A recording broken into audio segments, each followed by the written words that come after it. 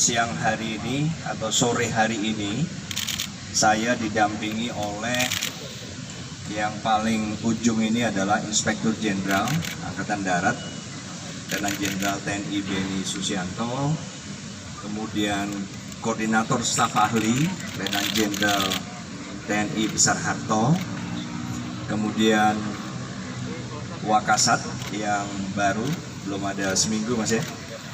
Ini Mayor Jenderal tapi ya sebentar lagi lah pangkatnya turun. Bakti Agus Fajari. Kemudian ini adalah Kepala RSPAD Letnan Jenderal TNI Budi, Dr. Budi, spesialis THT. Kemudian di sebelahnya adalah Panglima Kodam Merdeka. Merdeka itu membawahi Sulawesi Utara, Gorontalo, Sulawesi Tengah. Ya. Kemudian juga mendampingi saya, dimulai dari ujung sana adalah Letnan Kolonel Dr. Nindra. Dr. Nindra ini adalah spesialis urologi RSPAD. Kemudian di sebelahnya adalah Kolonel Dr. Joko. Kolonel Dr. Joko adalah Kepala Departemen, saya tampilkan fotonya.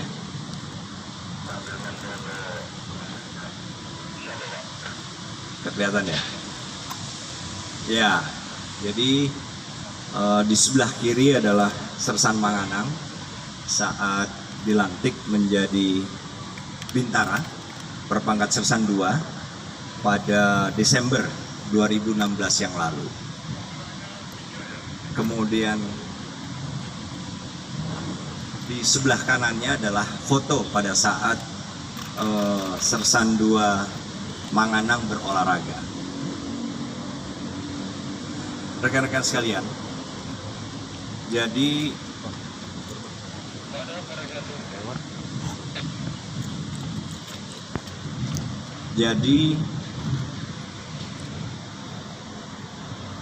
Sersan Aprilia Manganang dilahirkan tahun 92, tepatnya 27 April di Tahuna.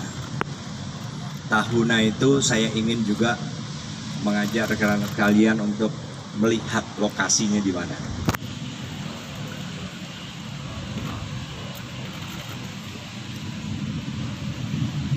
Jadi inilah tempat lahir dan tempat dibesarkannya Aprilia Manganang. Tepatnya di Pulau Sangir atau sering disebut Tahuna, begitu ya Panglima Kodam ya.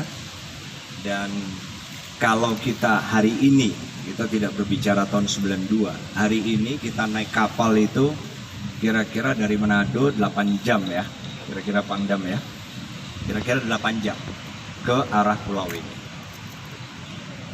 Jadi seseorang yang kemudian diberi nama Aprilia Manganang tidak seberuntung kita semua. Jadi saat dilahirkan, anak ini memiliki kelainan pada sistem reproduksi yang dalam terminologi kesehatan disebut hipospadias. Sebetulnya kelainan pada sistem reproduksi laki-laki ini atau hipospadias ini cukup sering terjadi. Jadi bahkan menempati peringkat kedua dari jumlah kasus yang biasa terjadi untuk kelahiran bayi laki-laki. Jadi menurut data saat ini, di setiap 250 bayi laki-laki yang lahir, itu ada satu yang mengalami kelainan atau hipospadias. Atau 4 orang dalam 1000 setiap 1000 kelahiran bayi laki-laki. Jadi secara hipotetis kalau Indonesia memiliki jumlah penduduk 270 juta jiwa, maka di Indonesia ini ada, hipotetis ya, ada sekitar 1.080.000 anak laki-laki yang lahir dengan kelainan pada sistem reproduksinya. Kebetulan ayah dari anak ini yang bernama Bapak Akip, nanti akan saya tampilkan, Bapak Akip Manganang, ini pekerjaannya adalah buruh perkebunan. Kemudian ibunya yang bernama Ibu Suryati itu juga pekerjaannya waktu itu sebagai asisten rumah tangga. Kemudian ayah dari anak ini, Bapak Akip tadi, pendidikannya juga hanya lulus sekolah dasar. Kemudian ibu dari anak ini kebetulan tidak menyelesaikan sekolah dasarnya. Jadi pada saat dilahirkan anak ini, yang membantu persalinan adalah para medis. Jadi para medis di rumahnya, sehingga yang terjadi kemudian dari 10% yang kasusnya serius. Jadi hipospadias ini mayoritas atau 90% itu tidak serius, sedangkan yang 10% atau lebih jarang terjadi serius. Nah, inilah yang kemungkinan membuat para medis maupun orang tua saat kelahiran anak ini melihat hanya secara fisik bahwa anak yang dilahirkan adalah anak perempuan.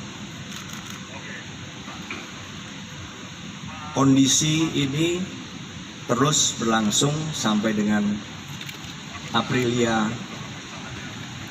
Manganang sekolah dasar SMP di Tahuna, kemudian pindah SMA ke Manado, kemudian sampai akhirnya tahun 2016 Angkatan Darat melihat prestasi dari anak ini. Itulah kenapa pada saat itu Angkatan Darat memutuskan untuk merekrut Aprilia Manganang dalam satu program rekrutmen khusus, ya, khusus bintara yang berprestasi. Dan Aprilia termasuk salah satu yang direkrut menjadi bintara TNI Angkatan Darat. Nah, kemudian dalam perkembangannya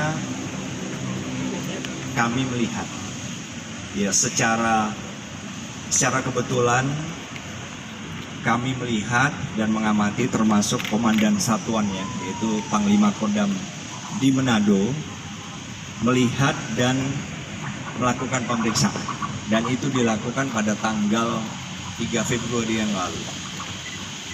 Dari hasil pemeriksaan di Manado dengan keterbatasan rumah sakit di Manado sana, rumah sakit Angkatan Darat Walter Monginsidi, akhirnya saya memutuskan untuk memanggil Sersan Manganang ke Jakarta. Saya panggil, kemudian saya intinya ingin membantu apa yang bisa kami bantu. Karena apa? Karena seperti yang rekan-rekan lihat tadi, jadi seperti yang rekan-rekan lihat di sini, Sersan April di pemeriksaan urologi, ternyata bahwa Sersan Manganang lebih memiliki organ-organ jenis kelamin laki-laki, dan bahkan tidak ada organ-organ internal jenis kelamin wanita. Kemudian pemeriksaan hormonalnya pun begitu. Hormonalnya normal. Hormon testosteronnya juga diukur, sehingga secara faktual dan ilmiah kita bisa meyakini bahwa Sersan Manganang lebih memiliki hormonal yang masuk dalam kategori normal laki-laki. Kemudian pemeriksaan radiologi juga dengan MRI, proses recovery, operasi sudah selesai dan berjalan sesuai rencana, sesuai juga proses recovery juga bagus, tetapi masih belum bisa keluar dari rumah sakit. Coba boleh juga kita zoom in supaya kelihatan wajahnya ya. Nah, ibu dari Sersan Manganang. Nah, didampingi di sebelah kanannya, kalau dari kita melihat ke Videotron, di sebelah kirinya, di situ didampingi karena kita ingin Sersan Manganang punya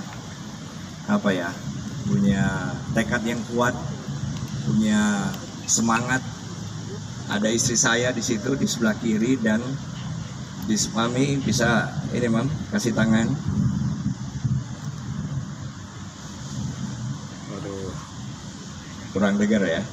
Oke, terus di sebelah kirinya adalah Wakil Kepala RSPAD Mayor Jenderal TNI Dr. Lukman dan tim. Oke, tetap sekarang video itu, jadi semuanya supaya kelihatan di frame. Nah, pertanyaannya adalah bagaimana selanjutnya? Selanjutnya Manganang begitu masuk ke dalam jajaran TNI Angkatan Darat, dia menjadi bintara di komunitas ajudan jenderal. Jadi saya akan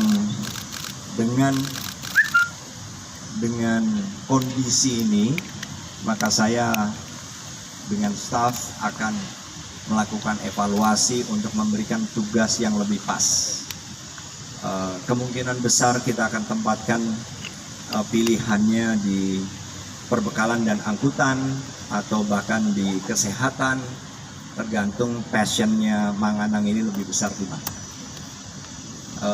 Yang jelas Direktur Hukum Angkatan Darat Brigjen Teti sudah menyiapkan seluruh dokumen-dokumen untuk kita membantu Sersan Manganang untuk mendapatkan apa yang diinginkan, yaitu kita penuhi semua syarat-syarat yang ada dalam Undang-Undang Nomor 23 Tahun 2006 tentang administrasi kependudukan, dan kita akan ikuti prosedur itu sehingga kita berharap Pengadilan Negeri Tondano akan memberikan dan menetapkan perubahan nama dari nama sebelumnya kepada nama yang nanti akan dipilih oleh Sersan Manganang dan orang tuanya.